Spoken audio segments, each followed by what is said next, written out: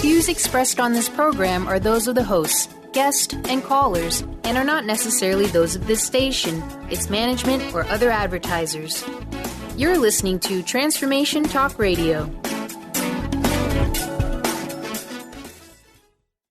Hi, welcome. This is Dr. John DeMartini. This is one of the most amazing and inspiring shows that you can listen into. If you want to be on the edge of your seats, if you want to open up your heart, if you want to expand your mind, and you want to meet incredible people, stay tuned because you're just about to experience a transformative radio show that will change your life. And you're listening to the Dr. Pat Show that's coming up right next. Welcome to the Dr. Pat Show. Talk radio to thrive by. Powerful, inspiring, and coming to you live, bringing you stories of people like you and me, busting through and living life full out. Get ready to dare to wonder what your life would be like if you knew you could not fail. I want to welcome all of you to a special edition of the Dr. Pat Show. This is Talk Radio to Thrive By. Recently, I was invited to attend and speak at a fundraising for awareness on tick-borne disease, Lyme disease in particular. And I was honored to have the opportunity to interview so many people that are out in the field, that are raising the bar on research, raising the bar on awareness, but more importantly, raising the bar on action. Today, we're going to present interviews that I got to conduct while I was at this amazing fundraising event on Martha's Vineyard. You'll get to hear from one of the top researchers on long-term effects on Lyme disease, Dr. John Aucott. Then you're going to hear from Jodi Nass, who is the executive director of the Tick-Borne Disease Alliance. Then you'll get to hear from Dr. Roni DeLuz, founder of Martha's Vineyard Holistic Retreat, as well as a young person who is stepping into her own as a spokesperson for the young people that have contracted Lyme disease. And you'll get to hear from Chloe. So please sit back, and a lot of information, a lot of passion, and a lot of heart in what you're about to hear. Thank you for tuning in, the Dr. Pat Show. This has been an amazing event for me, and I hope it will be transformative for you. Hey, everybody. Thank you. We want to welcome all of you for joining us here today. I mean, this is one of these very, very heartfelt. You know, you heard me talk to a couple of people. One gentleman just took off on the race. His wife, 23 years, Lyme disease. Really in bedridden, but here he is. He's coming out here and he's speaking out. We want to make sure that you don't find yourselves, you don't find your children in that same position. And there are a number of people that have stepped out into the world and have done some amazing things.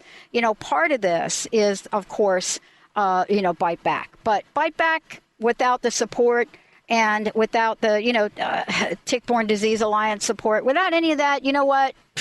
It's just another chit-chat that's not having anything to happen with it.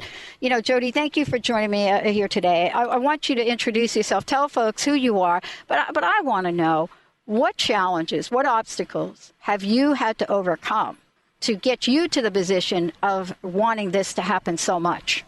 Well, first of all, my name is Jodi Nass, and I'm Executive Director of the Tick-Borne Disease Alliance. I got involved with this disease when my daughter got sick 7 years ago. I've had friends suffering from this disease for 20 years. And the problem is, I understand all the people suffering, but the biggest obstacle with this disease is the medical community and people in this country don't understand what a growing epidemic this is. And now anybody who gets bitten by a tick, who enjoys the outside, can be affected by this disease. Yeah. And it's a life changer. We need to get the politicians behind us. We need to get the medical community behind us. We need insurance companies to get behind us. People don't understand. You get bitten by a tick, you go to a doctor and they'll tell you that, they don't believe in Lyme disease. You take antibiotics for 3 days and you're better. But I deal with on a daily basis people who've been sick, who've been bedridden, who can't work, who are bankrupt because they've had to pay for all of their medical expenses out of pocket. So that's what has brought me here. And I just want people to know that this is not just about sufferers. This is about all the potential sufferers in this country. I think we will in probably not 5 to 7 years, we will grow from 400,000 sufferers to 600,000 sufferers throughout this country. Well, part of this, too, is that we've come a long way, not long enough. We need to train doctors, train students in medical school, have people understand that this is a chronic disease, and we have to accept it. But I'll take anything. The Tick-Borne Disease Alliance, we really feel if we can develop a good diagnostic tool, that would be something that would really turn on the pharmaceutical companies, because they will see something profitable. That's what I'm saying. So if we can come up with a diagnostic that you could go to your physician, you could go to your pediatrician after spending your summers outside, and they can take this test, the pharmaceutical companies will see that there is money behind this disease, and that will be your driving force. There's no question about it. Think about it. What are your thoughts on of all of these autoimmune diseases that have crept up in the past? It's fascinating. I really think this is sort of a breakdown in society. Yeah. I mean, where our immune systems are shot. We have too many antibiotics and chemicals in our food, and our systems are breaking down. And your immune system is breaking down. So, in effect, things that we were able to fight years ago, we're not being able to fight because our bodies can't fight off these symptoms, these diseases. That's become the problem. Yeah.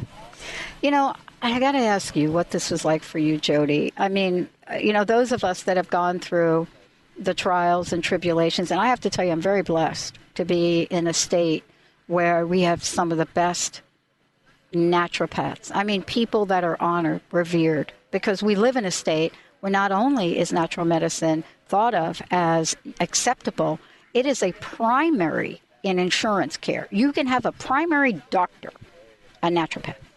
But I want to ask you, what was this like for you as a mother, this journey? This journey was beyond frustrating. Literally, my daughter was perfect. She was a nationally ranked fencer, an excellent student. And I turn around, and she's falling in her fencing bouts. Eventually, she can't walk up a set of stairs. Eventually, she can't remember what you said to her a minute ago. It's a straight A student. And I live in New York, and I've got very deep relationships in the medical system. And I take her to top infectious disease doctors, and they're telling her it's in her head. I continue on the journey. They're telling her that she has mono. I think we went through 18 months of just trying to figure out what this disease was. And it wasn't until I had two very dear friends who'd been 20-year-plus sufferers turned around to me and said, I think she has Lyme disease. Let's just give her some antibiotics. Let's just see if it makes her better. And that was how I had to experience this disease as backwards. The medical community failed me. Yeah. And I had to go and, in effect, work with the Lyme disease community. People have experience with disease to just get them on track.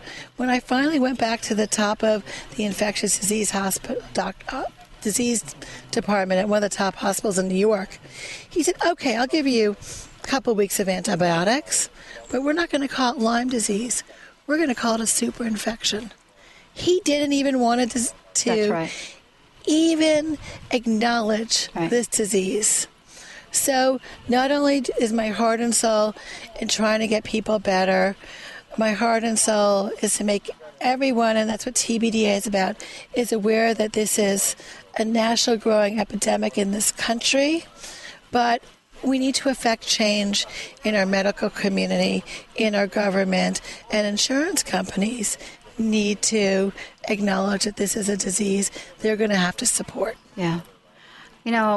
I've asked everybody here if money was no option, unlimited funds, you got the world as your audience, what would be 3 things that you would implement immediately? Developing a diagnostic, developing a good sound biorepository that can collect samples that researchers can work off of, and then money into research. Yeah. If you had the president here, I was joking about this, but it's no joke. I mean, I was joking before when I said, the president's been here, he's been golfing. I said, did anybody check the president? I'm not kidding. No, you're not kidding. You're out. You ever go golfing? Yes. And then hopefully he didn't get in the weeds. And I'm not a good golfer. I'm in the weeds. I'm with you. But it's true. I wonder if the president and his family were checked, because if they were, let's get the word out. Well, beyond get the word out, and my journey is also appealing to his wife, Michelle. Oh, absolutely. This disease is about now, but it's about our future generations. This disease is about our children. And what we're going to affect in our Bite Back campaign nationally is I want to show people, government officials, how children are suffering. Some children can't go to school. Yeah. Some children can't play sports because their bones hurt in the morning. Mm-hmm. They can't get out of bed because they have splitting headaches. Their vision is blurry. They can't play sports. They're not eating properly. They're also affected by their families who don't have money to even buy them a holiday gift. So this is not just about now. This is about the future. And if you want to affect any change, you've got to embrace our future generations, acknowledge this disease exists, and support it. And we need support not only by the private sector, but we also need support through the government. That's the only way we're going to get change. One of the things that we talked about earlier was to have more of the higher profile people come out and speak out. I know that we're going to have some people at the event tonight that are going to come out and speak out. A coming out party, so to speak, because there are many people that are in, high profile celebrities, whatever you want to call them, that have been deeply affected by this, but have pretty much stayed silent. What can we do about the stigma? Everyone is afraid. Everyone is afraid of their careers because of the central nervous system involvement. And there are companies, if they find out you've had Lyme disease, and I think you always have Lyme disease. I don't think Lyme disease goes away. There's a sort of a prejudicial sense about this, and employers won't employ you. Yeah. Actors, visionaries like Elizabeth Taylor, these people are afraid to come out because they're afraid they're not going to have a job. Mm-hmm. Mm-hmm. So, it's a huge problem, but we're here to support people, yes. And I think that if we get a few people to step out a little bit, we'll get others to make bigger steps and strides. And TBDA is here to support you. Well, thank you so much. One last question. What's your personal message? What do you want to leave us with today? Let's bite back. Let's fight back. I need people across the country to embrace John Donnelly. Yes. Welcome in their homes. Bike ride with him for a section, put together events. Her website is www.tbdalliance.org. Like us on Facebook at the Tick-borne Disease Alliance, and thank you so much. You bet. I want to ask you, how can they find out where John's going to be? We are going to post where his whereabouts, and we're going to put together a map shortly, and we will affect points where he's going on his drive, on our website, on our social media. It's Twitter. It'll be on Facebook as well. So we will have his ride. But everybody across the country, please email me at our website. Please go into Facebook, and let's make this happen. Let's get John across the country, and I will return every message because that's what I'm here for. What is it going to take to get him to Seattle? Whatever you want. We'll get him there. I'm telling you, we're going to have a big party over there. Dr. Darvish, get yourself ready. We're having company. Thank you so much. Thank you. Thank you guys for tuning us in, turning us on. We're going to take a shorty. We'll be right back with the show. TransformationTalkRadio.com, where transformation is inevitable. Dr. John Aucott joining me here today, President and Founder, Lyme Disease Research Foundation. Dr. John is a native of California, graduated Phi Beta Kappa with honors and great distinction from the University of California at Berkeley, graduated He graduated from Johns Hopkins University School of Medicine, winning the Longcope Award for Excellence in Internal Medicine. He's joining us here today. He's passionate beyond passion about the state of affairs with Lyme disease. He is one of the major inspirations and facilitators in raising the bar for Lyme disease research. He collaborates worldwide, and he was a member of the 2010 Institute of Medicine and National Academies of Sciences workshop on tick-borne infections and Lyme disease. He also directs the Lyme Disease Clinical Research Center and is a principal investigator of the SLICE study at Johns Hopkins, the first study in the U.S. to examine long-term health and outcomes of Lyme disease. We are on the beautiful, beautiful Martha's Vineyard. Beautiful in so many ways, and yet at the same time, there are so many things going on here that are from a health, holistic point of view. And there's a reason for it. You know, usually these pockets that crop up where you find the top holistic healers, the wellness people, the doctors, people that are out there in the trenches, you know, using all sorts of innovation. Usually when you find a hot spot like that, there's something going on. Usually what's going on isn't the kind of thing, you know, you want to tune in and pay a lot of attention to. But we're here and we are paying attention to it. And the attention that we're paying to it has to do with making sure that everybody in the world understands that we are on a mission. And the mission begins with each of us that have gone down the road and have gone down the path of absolutely being dropped dead to our knees from illness and disease. The one that I'm talking about is chronic Lyme disease. Dr. John Aucott is joining us here today. Why? Because he is on a mission. And as you heard me introduce him before, and by the way, I could spend the entire hour just introducing him. If I did nothing else, I would just talk about all the things he's done. But I want you to hear it from who he is and what he's doing and why this is important. For those of you out there that feel that you're comfortable, I want to ask you mothers right now. I want to ask you a question, and Dr. John, I want you to jump in. I want to ask all the mothers out there right now, are you comfortable with having your children play in the woods? I'm just asking, just out of curiosity.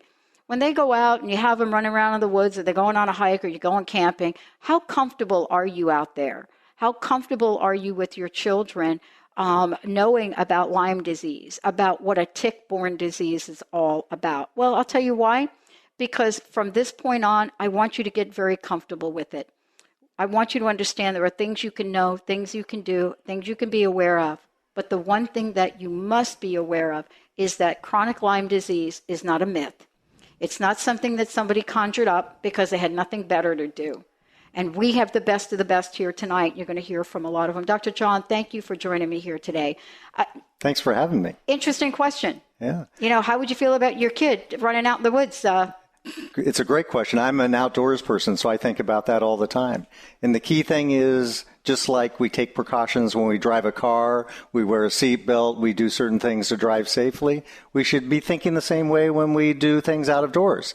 It's not to avoid the out of doors, it's to approach it carefully, take precautions. Mm-hmm. And I think with precautions, we're allowed to enjoy the out of doors, but we shouldn't be careless about it. So let's talk about you for a minute. I mentioned a little bit about who you were, but I want to talk a lot more about who you are.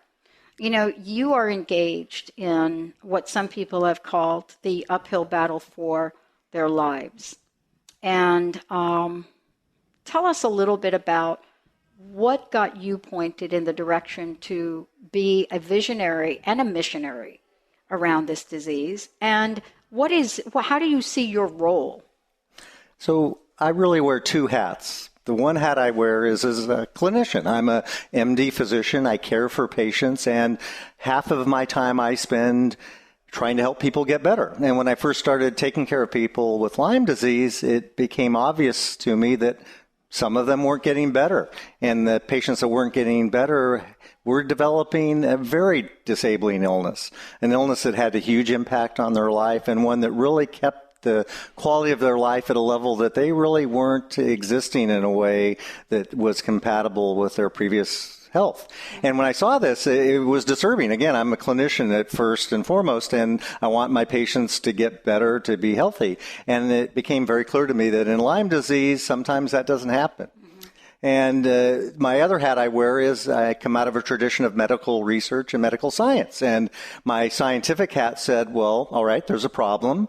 Let's apply the tools of science that we have and try to understand this problem, figure out what's going on, and then most importantly, figure out how to help the people. So two hats, one a clinician, one a scientist.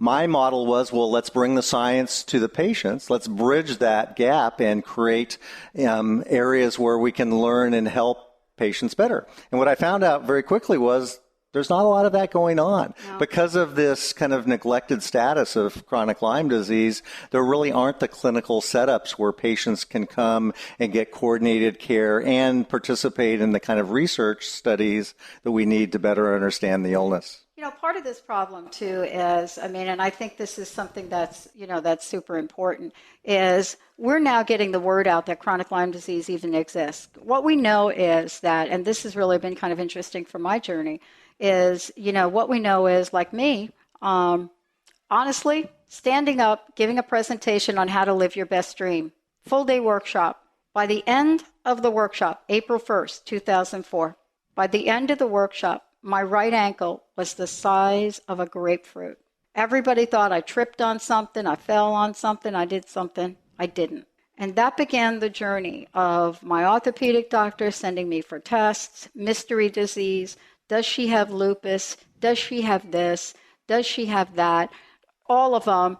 Heart disease, sleep apnea, whatever. The endless stream of diagnoses. The endless, that's right. The stuff I didn't even hear about. Right. Somebody even said, you might have AIDS. And I said, I don't think I have AIDS. Well, how do you know you don't have AIDS?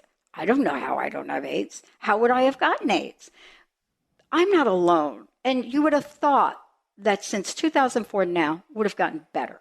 Yeah, the huge obstacle we face is the lack of very sensitive and specific diagnostic tests. That's really a huge impasse right now. It's a matter of the inability to measure the illness. And without measurement tools, it becomes very difficult to diagnose.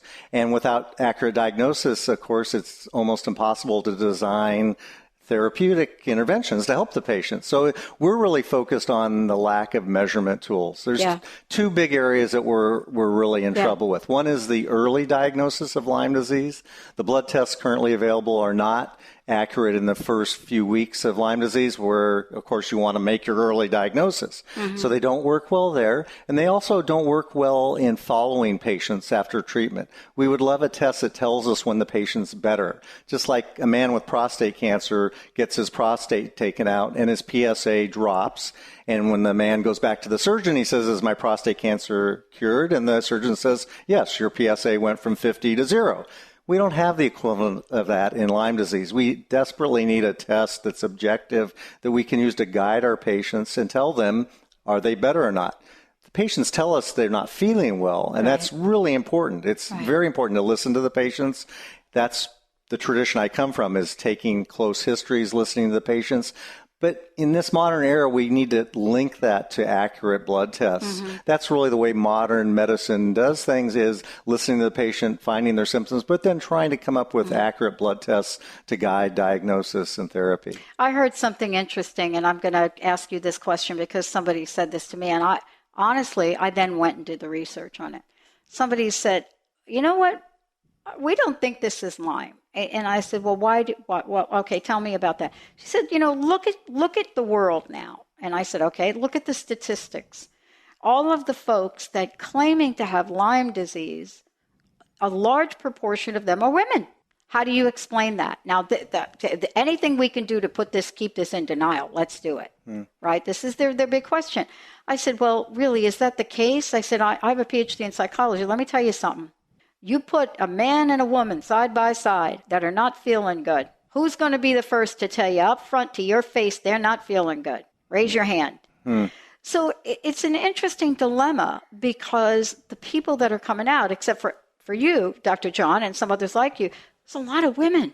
So we're actually, that's one of our areas of interest in our research. And that links back to, we think a lot of the problem with Lyme disease has to do with the human immune response to the infection and how it's variable, and some people will have one kind of immune response and other people another. Well, of course, women's immune responses are quite different than men's.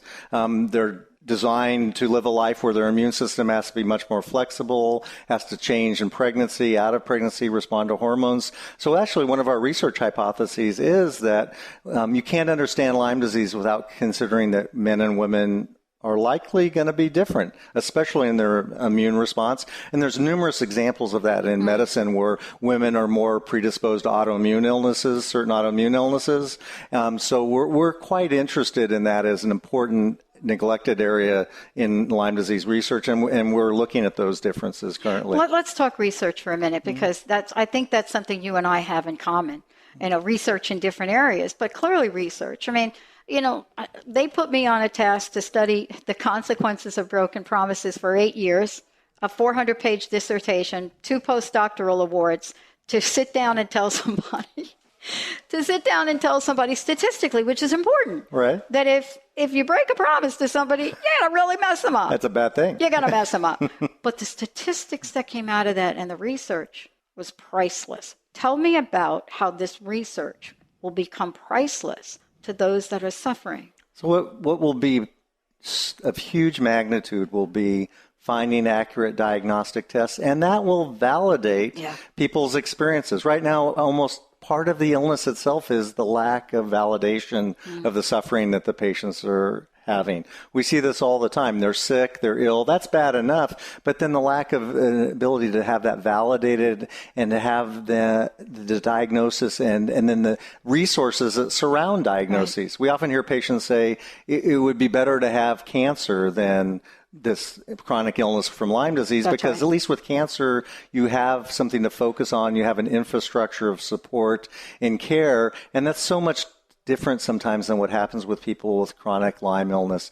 They don't get validation. They don't get compassionate care because there's no kind of structure for them to naturally fit into. And so they go, as you already mentioned, from doctor to doctor, looking for somebody that knows how to put them into a healthcare structure that helps them get better. In the world of research, I love this question. As a matter of fact, I was on the verge of not passing my oral exam as a result of the answer to this question. Is there anything that you found that you expected and anything that you're finding that you're completely surprised and baffled by in your research so far? Well, what we're getting hints of that we actually did expect was that, so we study patients with early Lyme disease. Our study design is to identify people at the very first stage. We think the best way to understand Lyme disease is not to start downstream months or years later, but to start the study with everyone at the time of infection. So our study is specifically designed for study purposes to identify people with the rash. That guarantees they're at the very first stage. Yeah. And what we anticipated, hypothesized actually, was that patients would respond to therapy, but that there would be subtle signatures or markers of their immune system being altered after treatment. And that these signatures of alteration in the immune system would be the hints that there was still something going on in some people, where in other people their health had been completely restored. So the hints of immune alterations is what we hypothesized, and we're getting the very first hints of that in our research. What we didn't anticipate, and this is a tough part of this disease, is that the symptoms of the patients, we have controls in the study. Yeah. So in any good study, you have patients with Lyme disease and controls without Lyme disease. Right. And what we didn't anticipate, which was quite surprising, is that the controls have a lot of the same symptoms as the Lyme patients. Wow. Because fatigue, for instance, as was one of the huge symptoms, is present in the general population. Now, are there differences in magnitude? Of course there are. But it makes the research very difficult because fatigue and pain are present in the general population. And so the study has to be designed in a way to show differences between the study participants and to pull out what's statistically significant compared to normal quote-unquote healthy people who still, we were surprised to see, have a lot of fatigue. Yeah. It's interesting that you say that because that is a really interesting part. I mean, I know what I had to do to really zoom in on something is I had to break the scale apart And for those of you that are not familiar with research, you guys take these polls on E-News or some channel, right? People magazine, and they ask you, did your boyfriend cheat on you? Yes and no. Well, if we were to say to you, if we asked you 4 different questions that didn't say directly, did your boyfriend cheat on you? Does your boyfriend stay out late? Is your boyfriend on the phone when you don't think he should be? Does your boyfriend take more showers these days than he doesn't? But I think this is what we can do to get at that, right? To really tease that fatigue thing apart. That's right. And I will say our study is designed, again, to identify patients with early Lyme disease at the beginning. Yep. These are patients that are ideally diagnosed and treated. And one of the things our research program found very early on was that a lot of patients are misdiagnosed early on. One of the huge problems is people are looking for that classic target ring within a ring bullseye lesion, and that's not the most common form of early Lyme disease. Patients often have a rash or skin lesion, but it's not a target usually. It's usually often misidentified as a bug bite or a spider bite, and some patients don't have a rash that they can see at all. And so that early misdiagnosis, that missed opportunity is huge. Those are probably the people that are at higher risk of having disabling severe fatigue that is 2-3 standard deviations from the general population. Our group that we're studying are ideally diagnosed. So actually quite surprising. Even with ideal diagnosis and treatment, people are still having more fatigue than the average population, more pain. And we use instruments to measure quality of life or functional instruments. And those instruments are showing that some of our patients, their quality of life as it relates to their health is lower with Lyme disease, even after ideal diagnosis and treatment, than matched controls of the same age and gender. So there is something going on here. There absolutely is a real illness, and we're able to tease it out, as you were saying, by using multiple instruments that look at quality of life, pain, fatigue. And you're right, you have to really look at everything carefully and detailed. And over time, we follow the patients for 2 years. Some of the patients, really develop their problems 6 months after treatment. I'm going to talk.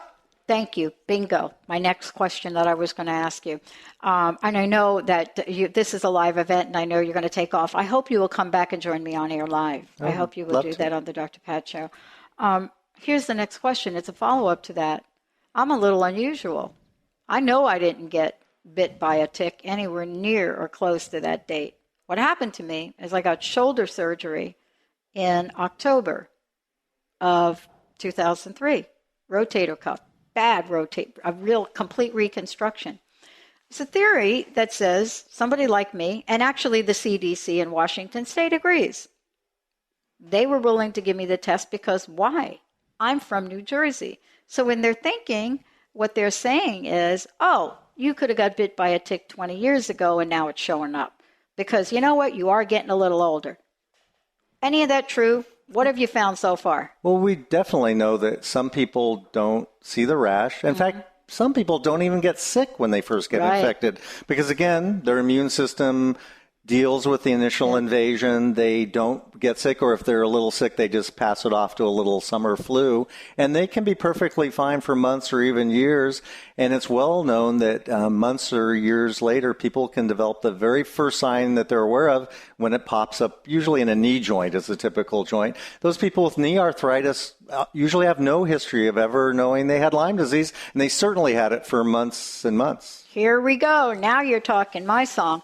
I wanted to, I could talk to you all night, and I know we probably got a waiting list out here of people, but I do hope you come back because I think you and I talk the same language in a sense.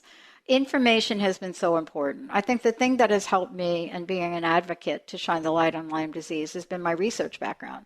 You're not going to give me some fly-by-night answer to a question. It's just not going to happen. So, I wanted to ask you, and this is maybe something you haven't looked at yet, but I'm sure it's on the table. Are you finding in your research that some people get better because they do A or go the path of A, and some people don't even die because they go the path of B? Now, I'm not saying what A and B is. So that's what we want to do in the future. Okay. We want to form hypotheses based on these immune system findings. Yes. That's really what will generate the next level of hypotheses. Because obviously, I'm a clinician again. I want to be able to intervene. Yeah. So I want to identify which pathways are promoting recovery and which ones aren't. We think we'll be able to generate some of those hypotheses from the immune studies. And again, it may be different in women than men.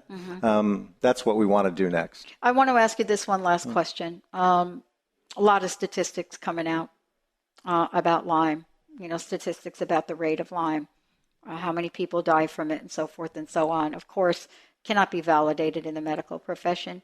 A lot of statistics. How do we get people to pay attention to some of those numbers? As a statistician, a researcher, somebody's at the top in your field, how do we get them to pay attention? I think you get them out there. They speak for themselves. Lyme disease is now the second most reportable infectious disease on the entire East Coast of the United States. The only one higher is chlamydia, sexually transmitted disease. Besides that, it's the second most common. The statistic speaks for itself. There are 30,000 cases that make it to the final stage of reporting, but everyone in the field knows that that's a vast underestimate of 2 to 12-fold underestimated. Pick the middle, 5-fold. So that's over 100, 200,000 cases a year. Yeah. The statistics speak for themselves. And if you look at the CDC maps of cases that are reported, again, an underestimate, if you just layer them decade after decade, it's obvious. The magnitude and the geographic spread is right there in front of you in all the data. It's just getting them out there and taking them at face value because they speak for themselves. Well, I think one of the things that I'm happy about in the state of Washington is that the people are coming forth. And again, they're mostly women, and I had one of my listeners explain why. And this is something for you to think about it in your research, and this is what I'm going to leave you with. She said, a couple of things to think about. I said, okay. She said, first of all, my husband would never go to a natural doctor. That's number one. You're not going to get my husband to go to a natural doctor. So I met a natural doctor. That's and a Bastyr graduate, awarded natural doctor, a naturopath in the state of Washington, one of the top in the world. That's number one. Men don't do that. Right. Some men do, but this is her speaking now. She said, number two, my husband complains more than I ever complained, but he would never do it in public. If he's out with his buddies, he's going to swing that golf club. He's out with his buddies, he's going to swing that ball. But when he gets home, he's like a baby. He said, number two. And he said, tell the people that you're going to see, these big wigs, you, Dr. John, tell them that there's something that happens between men and women that may be biological and may not. And that is, it's hard for men to admit defeat. It's not hard for us women that are raising children to say, we are surrendering. We need to find another way of doing this. So it's interesting how now gender and lifestyle is now becoming a question in this. And looking at normalizing the statistics. So I hope at the next research you do one body with the wives of men that complain a lot about their health, but don't really go to natural doctors. Right. Thank you, Dr. John. Thank you. It's been such a pleasure, and I hope you'll come back. I will. Awesome. Thank you. And let's go have fun, and this should be a great night. Wonderful. I'm looking forward to it. TransformationTalkRadio.com, where transformation is inevitable. One of the things that I want to make sure we talk about is that this is a killer. Let's start there. This is not, we're not just sitting here just talking about, we got like a bad attitude about ticks. That's not it, but we do. But this is a killer, Dr. Roni. And let me ask you, what do you have to say about this killer that nobody's paying attention to? I am so passionate, but sometimes I get a little angry because I know we're speaking to the choir. There's not enough people out there. Do not kid ourselves. There's not enough people out there that's aware of this thing. I travel all around the country, Dr. Pat, and I've been to some places where I've seen kids out there in the grass rolling around, and next to them are their horses and their animals, and next to them are their animals in their beds. And you know what? And I cannot believe when I drove in a mile there was 4 deer. They weren't just normal deer. You know how that used to come out of the woods? Yeah. They weren't in the woods. They were near the freeway, the highway, whichever what you want to call it. It was bad. And I come, am I the only one alarmed here? What is going on here? So by the time I got back to my client's home, she looked at me. She says, Dr. Roni, what's wrong? I looked at her. She says, I know what you're going to say. I said, what? She says, you've never seen so many deer. I said, I've never seen so many deer in a mile. I says, are you people are alarmed? Do you know there's Lyme? She says, we don't have Lyme here. What state was that in? It had to be Washington State. Bethesda, Maryland. Yeah. Near Washington. So maybe we should be sending out like little Facebook things and show the map. We should show the map. That map they got where they got all the things in the map about this and about that and about a few other things. Hi, Chloe. Look, the party's all here. Hello. Cute. How are you? See, I'm so glad I wore black. I am so glad. It's going to be black or blue. That's the way I feel. Lyme disease, black or blue. That's right. I asked you what you're all fired up about. So, what do you think about folks dying? So people are not aware, okay? And that's our mission. We have to educate people out there. I'm sure you hear the stories all the time. I was treating Lyme before I even knew it was Lyme. And, I'll never forget, one of my clients said to me, and she came in and she was like hysterical crying. And she said to me, I have Lyme. And I go, okay. I was not aware of why she was hysterical. How long ago was that, Dr. Roni? How long ago was that? Maybe this was about 4 years ago, maybe 3 years ago. That's sad for me to say that. It was only 4 years ago. So I said, I understand. I says, okay, you have Lyme. You're gonna be okay. She says, you don't understand. She says, I finally found the reason why I've been so sick for the last 15 years. Really sick in bed.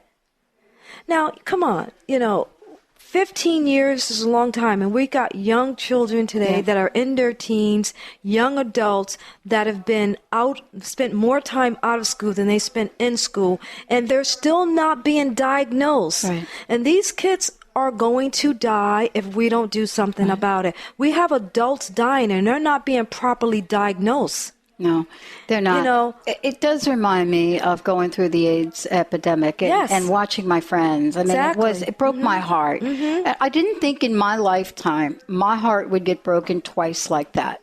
Do you know what I mean? I know. I thought, okay, there's nothing else going to be quite like that. I never thought I'd be here. I thought I would be gone before I would be having this conversation about how my heart hurts. So what you're sharing is so important for people. But we have to do something in the media. We have to do something. We have to raise money so that we can buy this airtime on every one of these stations here and there. Get money for video. Get people to come out. Follow John across the country.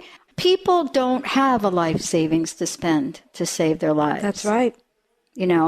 What would you want to say to people about what you are the advocate of? What are you looking forward to changing? What are the things that have to change? What has to change like now? Not tomorrow, not 10 years from now. The list is long. Dr. Pat, the list is long.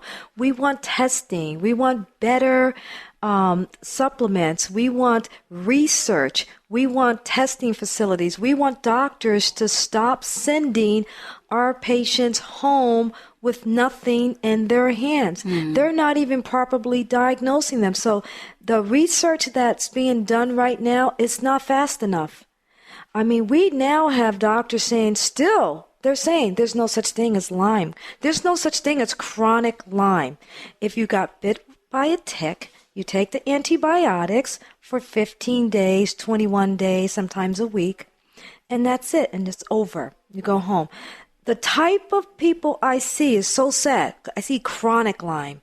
I see neurological Lyme. I see gastrointestinal Lyme. I see cardiac Lyme. By the time it gets to the immune system, you don't even have the brain focus or the memory or the intelligence enough to even find yourself in a doctor's hospital room. You don't even have the energy. You know where they're in bed. Dr. Pat, these people are in bed because they can't get up out of bed to go get the proper help because they feel like people have given up on them. I know. At the retreat, I'll never forget this woman. She brought her husband, and I thought she was kidding. She says, I'm done. She says, I can't do it anymore. And I thought she was going to take him home, and she left. I thought she was going to come back. I thought she went to have lunch break or something. She didn't come back. She says she couldn't do it anymore. She says, someone's got to help them. She left them with me. That is it. I think every one of us that have been through this, and let's give Chloe a little chance. Why don't you hand the headset over to Chloe come here? Over here, and we'll switch that headset back and forth here if we could. I want to get back to you because you said something now that for me, we're talking about somebody. Chloe, thank you so much for joining us here today. Mm-hmm. Here's the problem we have. Yep. Look at us in this room. Mm-hmm. We look good. Mm-hmm. We do. We look good. We look healthy. Mm-hmm. We look like we're eating well. We look like we're living well. But we are sick. Right. And nobody gets it, right? Nobody gets that we come on here, we do you don't look sick. Man, what's the matter with you? You're just complaining. What has this been like for you? And first of all, thank you for taking a minute, Chloe. Oh, of course. I mean, anytime. How long have you had Lyme? This past spring, just half my life, 10 years. I'm 20, so 10 years. So I was diagnosed when I was 11, and so I was given prednisone. When you give bacteria prednisone, I was misdiagnosed with cancer. You basically spread the bacteria to every organ in your body. So overnight, as an 11-year-old, I had to go from being a child to an adult. And that's just the way it is. There was no teenage years within that. And you have to grow up really fast because you are being told these terrible things by adults that are wearing professional suits and you're supposed to trust and they're supposed to be there to help you. And then they tell you you're crazy or it's all in your head and you have a knee the size of a watermelon. You have to build a very thick skin as a child and you have to learn to be an adult and say, you know what? That person just doesn't have the information and they're mad that they don't have the information and you got to walk away from that and find people that are willing to either acknowledge I can't help you because I don't know or find people that are willing to explore how to help you. How'd you do that at 10? I got to ask you. I mean, how'd you do that at 10? I mean, it's an interesting question. Not that, when I was 10, I thought it was Elvis. So, I mean, I'm just wondering. There's really something inside of you. It was really you were hard. Destined for it's something, I don't know. For me, it's something that comes from, it's like, it was so hard. I had to reach into my soul and try to figure it out. Because when you're a child and something like this happens to you, your first reaction is, it's my fault. As a child, children always think, it's my fault. I did something wrong. What did I do wrong? So you really have to do some soul searching and you have to realize that God or the spirits or whoever you believe in did not give this to you to punish you. They gave it to you because they believe you're strong enough to overcome it. And that's how I've kind of coped with not feeling like this is unfair or that this is something that's so terrible that's happened, because it would be unfair to grant this upon someone who didn't have the strength to overcome it. And that's how I see it. So I think it's just learning how to really find positive thoughts within yourself that you truly believe in, and you become an adult that way. And I didn't have teenage years, so I don't know how you could imagine. I don't know how you could have had teenage years.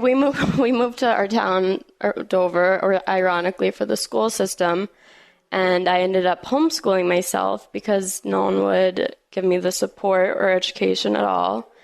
And I got 5s on my APs, and they wouldn't tell me that I was going to be able to graduate until the morning of graduation. They said, you're not going to be able to walk until 10 minutes previous to walking, when they found out I got 5s on my APs. So it's been really tough, but it's What does that mean for the listeners that may not know what that means? It 5s means that on an AP. 5 is the highest score that you can get. So it's acing it and doing it on your own and knowing that. Surprised they didn't make you take them again. No, I'm serious. It's you have to believe in yourself and believe in yourself that if you can overcome this disease, you can overcome anything in this world. And after I finished high school, I did my undergrad the first 2 years in Madrid. So I studied, and coming back, I think it's really important to kind of tell the kids that are going down the path that I first went down, that you can really overcome this and overcome the alienation that the school is giving you and all of that, and you can do whatever you want to do and travel the world. Yeah, I really think part of this is, and this is something that I want to ask you to think about, parents pay attention to their kids. Yep. They really do. And when the kid says, Mom, Dad, this is what I've learned and I found out. I mean, to get out and be a spokesperson, to really speak to the young people, to make sure that they have a voice is brilliant. My generation, my job is to speak to my generation, because my generation has given up. Yes. They are tired. They are in pain. They have tried. And, what happens here we are. We're on two, we're on two. Really? I look pretty good for my ages. But what I'm trying to say is, thank you. What I'm trying to say is this. Here we are. We're a little polarized here, but we're not really. But here's the polarization. You represent the youth that people don't listen to. I represent the aging that people don't listen to. We are invisible. And until we both come together, actually, you and I should talk about doing a talk together and going to these schools and going to these places. Until we come together, what's going to happen is we're going to be eliminated.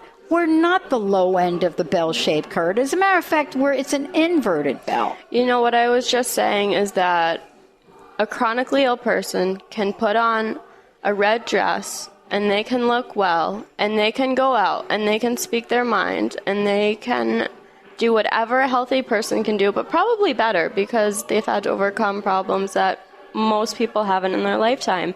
And I think it's really important after experiencing it to be not necessarily a role model, but an inspiration almost for kids who don't know what to expect for what they're gonna go down. So where do you go from here? What do you? What are you gonna do? I would like to work in developing countries to make lasting differences, to do advocacy for the healthcare sector of government, so that there's changes that last beyond my time. Yeah, and that's great. I think it's really important to do in developing countries because, this Lyme is such a huge problem in the United States. Just wait till it gets to another developing country where they have no idea what to do with it. And it's going to be interesting to see. It's going to be interesting to see what happens. I think it's really important. I think for me to go and help the kids go through what I went through, and it's rewarding and it's educational for them, and it gives them an outlook that everything's gonna be fine and they'll do just fine. What do you think about this event? I think it's it's incredibly moving. It is. For me, it's very special because in 10 years, it's really the first time that I've ever been acknowledged, even by family, friends, that I go through not the average life. And I put on a cover because I don't like pity or the sympathy. I'd like to be acknowledged for the strength and overcoming things instead. It's no one wants to be that miserable person in life. Why live in misery when you can be grateful for what you have? I mean, having a disease like this for such a long time in your lifetime really puts things in perspective and teaches you as a child to value, family and health and what you have, and even just the little things. So, well, I hope you will come back on the show. I'd like to have a big in-depth conversation. This is our 10-year anniversary with the Dr. Pat Show. So what's going to happen starting in September, we're going to be featuring a lot of very high-profile, controversial conversations, and this is going to be one of them.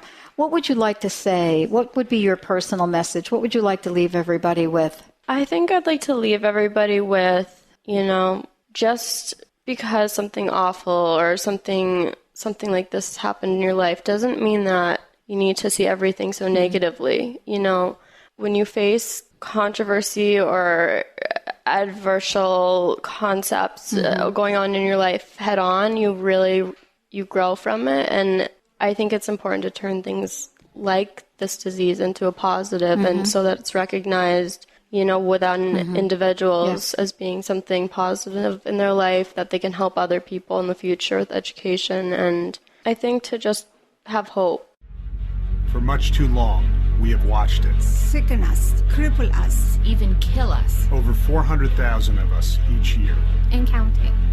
It has attacked our children, friends, loved ones, even our pets. It has derailed education, childhoods, marriages, careers. It has eluded our doctors, our politicians, our healthcare system, insurance companies. Tick-borne diseases. Tick-borne diseases. The fastest growing infectious diseases in America. A national health crisis. Costing us billions. The next epidemic. The next epidemic is here.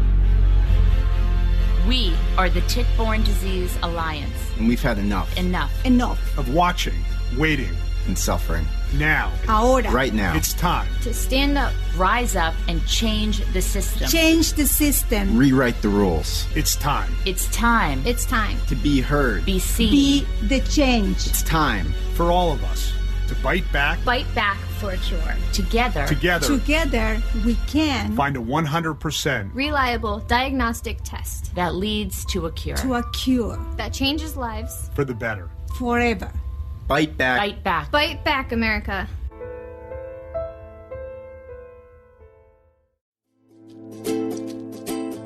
You are listening to Transformation Talk Radio, the home of some of the world's most inspiring talk radio hosts. Please stay tuned at the top of the hour. We will be bringing you another amazing, educational, and inspiring show to get you on the path to transforming your life. For more information about us, please visit our website, www.transformationtalkradio.com. That's www.transformationtalkradio.com. There is not just one kind of radio show. Some radio shows are all about busting through and getting unstuck from the crust in your life. But the Dr. Pat Show, well, she does it all. She's been helping people in all aspects of their life now for 10 years. Her interview style, her unique personality, the amazing guests she has on her show are all factors of what makes an amazing radio show. Please join Dr. Pat in celebrating 10 extraordinary years of talk radio. Hi, I'm Dr. Pat. Thank you for supporting us for the past 10 years. We are promising each and every one of you that this coming year, our 10th year anniversary, will be the best yet. We will be paying forward so many ideas, so many tools, so many gifts to all of you because you have inspired us to be better and better and better each year. For more information, please make sure you stay tuned to TransformationTalkRadio.com or thedrpatshow.com. And remember, join me. Let's live life full out together.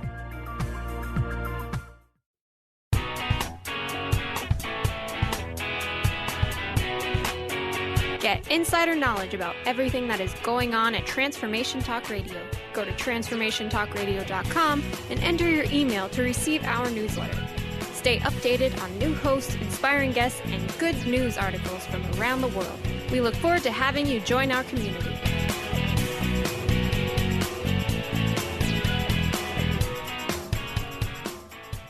Transformation Talk Radio's amazing hosts span from the Pacific to the Atlantic coast. With a world full of loyal fans, what's stopping you from joining our clan? Bring your powerful message to listening ears. We've been helping people do this for many years. Want to make a difference? We can help you out. Just give us at Transformation Talk Radio a shout. It's easy to get started with an email so small to host at TransformationTalkRadio.com, and then we'll give you a call.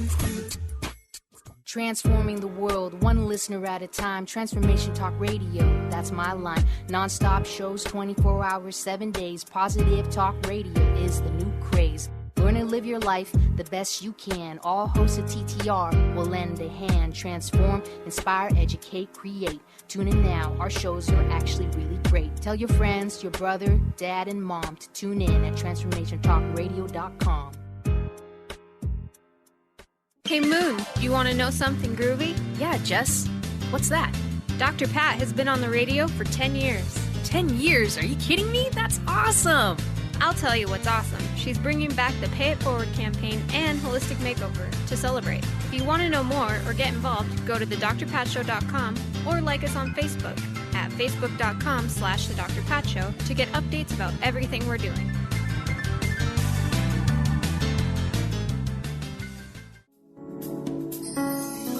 You are listening to Transformation Talk Radio, the home of some of the world's most inspiring talk radio hosts.